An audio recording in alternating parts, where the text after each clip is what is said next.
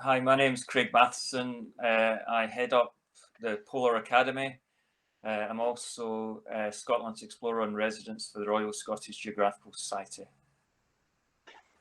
Hi Craig, the first question we would like to ask you is, how did you end up becoming an explorer? Is it something you always wanted to do? Yes, I always wanted to be an explorer, actually, and I went to a really good school, a little village school called Bucclivie, where there was only about 30 pupils in the whole school. And my head teacher gave me a book about a very famous explorer called Captain Scott. And Captain Scott wanted to be the first man to get to the South Pole. And I read this book and I thought it was great. And I thought, when I'm old enough, I just want to be a polar explorer and nothing else. It took quite a long time for me to become that, but I studied hard, done lots of expeditions leading up, and I made a promise to myself when I was 12 that one day I would get to the South Pole like Captain Scott. And I managed to do that a few years ago, so I was really happy. So yes, I wanted to be an explorer since your age, probably. You say you use all areas of STEM in your job. Could you share some examples? Yes, I do use all areas of STEM every day, as you probably do as well. It's just that you don't notice it. So when I'm out on an expedition, say to a cold place, if we take the first one, if we take science, every expedition I go on has a scientific element to it. And just now we're involved in a study on climate change, which is going to go over years and years and years. So the kids I take up to the Arctic collect snow samples and bring them back to this country, and universities do experiments on it to see what pollutants are in the snow and what we can do about it. On the technology side, I use lots of very fancy equipment like satellite phones and satellite communication. So whereby we can't have normal phones out in the Arctic because there's no signal. So we use satellites and satellite data, and all the kids have to be trained up on that as well. And that's how we get our weather data as well, is from satellites. So essentially beam down from space. On the engineering side, everything that we work with is really re-engineered by ourselves. So we have things like, an example being like a bear fence. We have a special fence built that protects us from polar bears when we're out in the cold.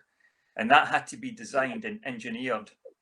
And I actually got some kids from Dundee to help me design a polar bear fence. And then it went to a university to figure out that the final design. And then maths. Maths is probably the most important one to me in any explorer, because you need maths to be a good navigator. Because if you're not a good navigator, as an explorer, you're pretty rubbish and you get lost all the time. So you've got to be good at navigation, and other things like the amount of food that you eat every day. You've got to be able to count your calories. I'm sure you guys have all heard about calories, but when I'm away on a big trip in a very cold place, I need to eat about 6,000 calories, which is lots and lots of food. But I actually burn maybe 10,000 calories a day. So even though I'm eating lots and lots of food, maybe 5 or 6 huge meals a day, I still come home very, very skinny. So sometimes you see me, I'm like much bigger and heavier, and other times, especially after I come home from a trip, I'm really small and skinny. It's just what happens. And probably the most important thing on maths is to be able to count how much fuel you need to work your stove to cook your food. If you don't take enough fuel with you on a trip and you run out, then it can get pretty grim. So basic maths is really, really important, as well as every other STEM subject. But I know you guys will use STEM every day without thinking about it. Hi Craig, we watched a video about your Polar Academy organisation and find what you do interesting and inspiring. We would love to hear more about it and what you think has changed the society and the way that we live that created the need for what you do. What's changed in society really since I was your age is quite different. I lived in a very different world to what you live in now. I think today there's much more pressure on you guys than there was when I was in P6 and P7. And I think all these pressures just build up, really, and some kids struggle to handle it. So when they come into the Polar Academy, we change things. One of the first things that we do is you're not allowed any gadgets. You're not allowed a phone or anything, no iPads, nothing. And what happens very quickly is the kids realize they don't miss them at all. They don't need them. There's much more interesting things happening in the world out there than social media and Facebook and everything else that goes on. Did you have any role models in your field who you looked up to growing up? The role models in my field, yeah, there's lots of them. Lots of names I'm going to give you, you probably have never heard of. There was a Norwegian man called Fridtjof Nansen who lived 100 years ago. An explorer called Amundsen, who was the first man to get to the South Pole. He was a huge hero of mine, and I used to read about him when I was small. Of course, Captain Scott and another explorer called Ernest Shackleton, they were all heroes of mine. But sort of modern heroes were people like David Attenborough, a legend in my eyes, absolute legend, and he's done so much for the environment and so much, sort of an ambassador for climate change now. So there's people like him and people like Brian Cox. And then out with exploring, there's lots of people who have inspired me. In the sporting world, there was a man called Muhammad Ali, who was a boxer, but he was much more than the world champion. He was a philosopher and a very, very switched on man, and spoke out against bullying and racism back in the 60s and 70s. And he's a hero of mine. Absolutely. So I have lots of heroes. And plus my primary school head teacher is a hero of mine as well. He was a great man. And if it wasn't for him, I wouldn't be an explorer today. You say you're passionate about removing people's fears about STEM subjects. What do you think these barriers and how do you help people overcome them? How to help people overcome fears of STEM subjects? It's quite easy, actually. You just identify where they're already doing it in life. People think of STEM. I've spoke to some kids at school, and you say STEM to them and think, oh no, it's science and math stuff, isn't it? It sounds really hard. When it's not. I give examples of how I use STEM subjects every single day, and you guys will be exactly the same in school. And exactly the same at home. Do you ever bake a cake with your parents at home or anything like that? Yeah, that's the STEM subject. You've got to know maths, you've got to know measuring to do that. And is that a scary thing to do? No. No, not at all. It's actually a really good thing. And so I just find examples in every kid's life of where they're actually using STEM. People who spend a lot of time in computers are very good on STEM subjects. The technology, the science, working things out, the mathematics of programming. It's just that they don't realize that it's all fitting neatly into STEM. STEM's a great thing. You should always embrace anything connected to STEM because it will always do you good going forward. Always. We hear lots of worrying news about the polar ice caps melting. How serious is the problem and what are the main causes of this? Again, that's a huge question. Yes, the polar ice caps are disappearing at an alarming rate. An example being 11 years ago, I set off on an expedition on a glacier called the Corrali Glacier in East Greenland, and I was skiing on it. 2 years ago, I returned to it, and where I started skiing, I can now kayak because the glacier is gone. It's moved 9 miles further back than where it was. And that's really sort of heart-aching to see the disappearance of these huge glaciers. I think the rate it's continuing you guys will be the last generation to see the Arctic properly. It'll be gone. So that's why we need to act now to save it. We need to stop polluting the air, because that's really what's causing it. The amount of pollution we send up into the atmosphere that's stopping nature doing its thing. If we were to cut down like on fossil fuels and carbon emissions and all that, it will help. I mean, we saw a little example of that during lockdown. If you remember, we went into lockdown in March and no one went anywhere. There's very few cars and planes and trains and stuff. And the environment quickly bounced back. Nature can recover very, very quickly if it's given a chance. And we know that works, and we know we can fix it. It's just that everyone has to work together all the time to do that. So I never give up hope, really. I think we will get there, but it's really your guys' jobs to do that. And just keep going, never ever give up on it. What is the toughest exploration you have been on? Have you ever feared for your life? The toughest one, I think, and the scariest one I've ever been on was in Scotland. It was on the west coast of Scotland, and I was in a sea kayaking up the west coast, and I got caught in a big storm at night time. So in the dark, in a kayak, in huge seas where the waves are many meters high, much higher than I was, because when you're in a kayak, you're only a couple of inches above the waterline, and that was terrifying, absolutely terrifying. And I was never as happy to see the sunrise in the morning, so I could see land and head for safety. I think that's been the scariest one. But all the trips I do up to the Arctic, you've got to remember I train really, really hard before I get there. And I do a lot of studying about the area and about the people and about the environment. So when I get there, I've hopefully got everything covered.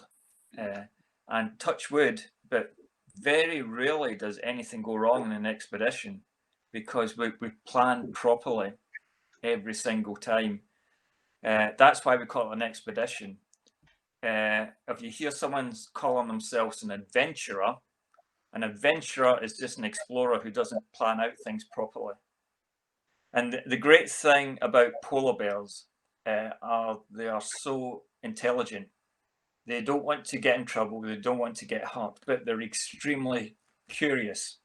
So they'll come up and have a little look, and they'll have a smell of the air. And if you don't smell like a seal, the main food, or you don't look like a seal, they're generally not very interested in you. And thankfully, we never smell as bad as a seal. So we're okay most of the time. But the closest I've ever got to a polar bear was on an island called Svalbard. And it's a relatively small island north of Norway.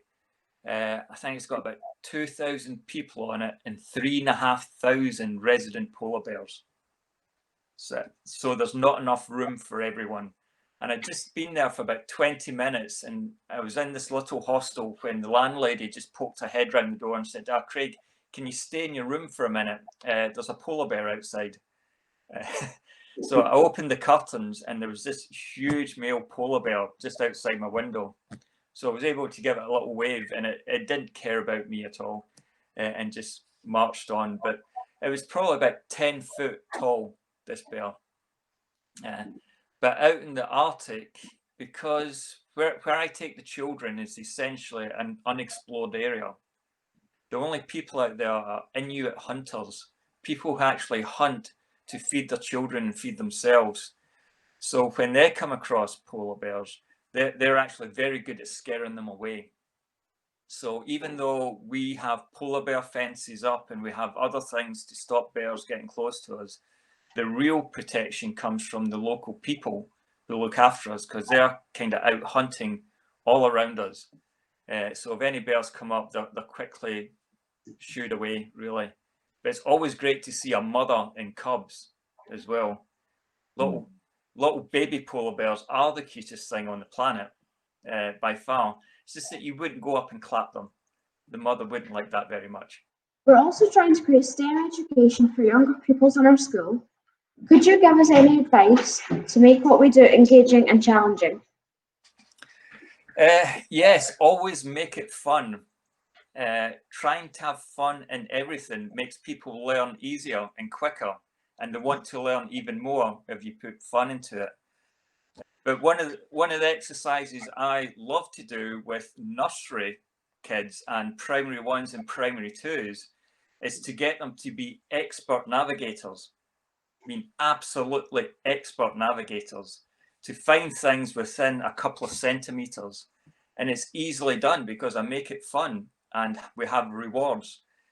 It involves a lot of chocolate and sweets, but they understand very, very quickly how degrees work, how simple mathematics and arithmetic works.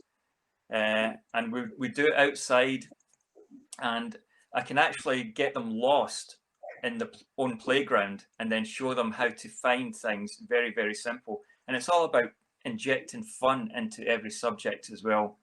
We need more fun and laughs in our life, I think. And if you've got that, the side effect of that is learning every single time. So just make it fun. What do you think about the two of the most outspoken people in the climate debate, Greta Thunberg and Donald Trump? Well, we've got true ambassadors like young Greta. We need to stop calling her young Greta because I think she's 17 now. But that's what we need. We need more Gretas in this world. People at a very young age really understand the issues of the environment and are extraordinarily brave to take adults on. I mean, I don't know if you've watched Greta and what she gets up to, but the bravery of this young woman is incredible. It's off the scale. And we need more of that because everyone is so wrapped up in what they want out of life as opposed to seeing what's best for everyone.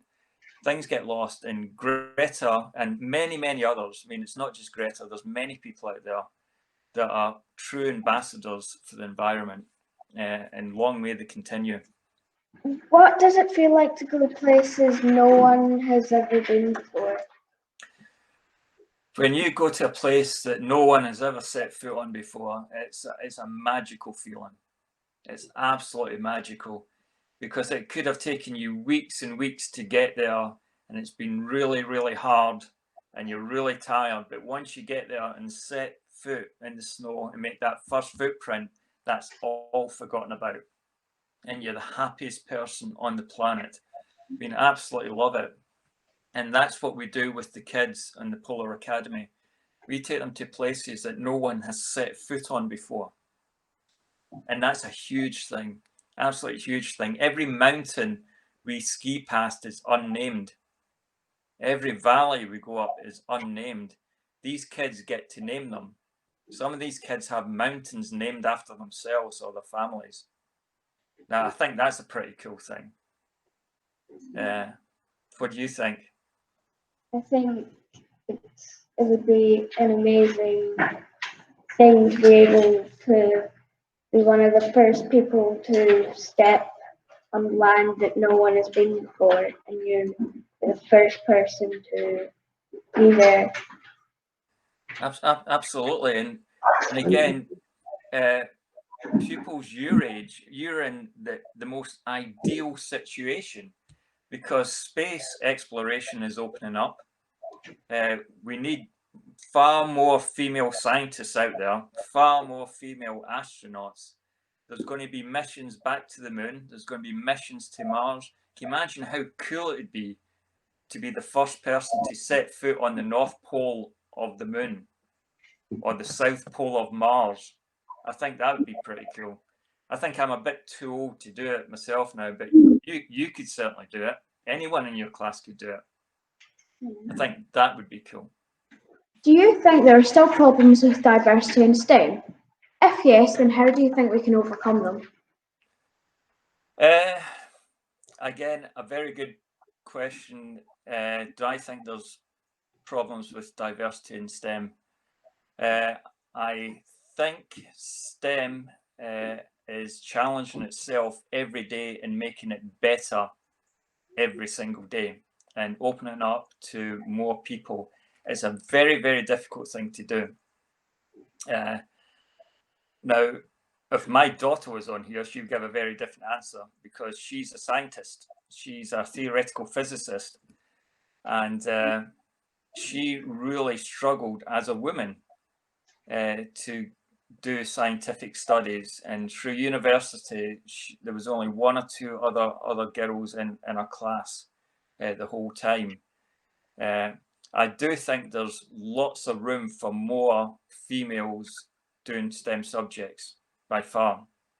What advice could you give to someone who is interested in pursuing a career in exploration or helping to combat climate change? Advice to someone wanting to become an explorer, that's simple, is never give up. Never give up. Everyone will try and put you off and tell you you can't do it. And what I done was just ignore all those people and carry on anyway. I studied hard.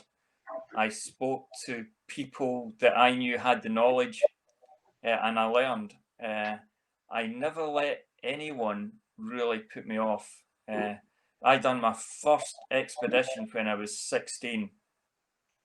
And then by the time I was 18, I was crossing areas of Antarctica that people like Ernest Shackleton had crossed. And I just never stopped. I always wanted to improve myself. Every expedition got bigger and harder and more planning, until the point where I'm now, where I'm taking other people and showing them like how beautiful the world is. But at every corner, I've had people in my life telling me what I couldn't do, as opposed to what I could do. And as I say, I just ignore those people, smile at them, wave, say thank you, and then do what you're going to do anyway.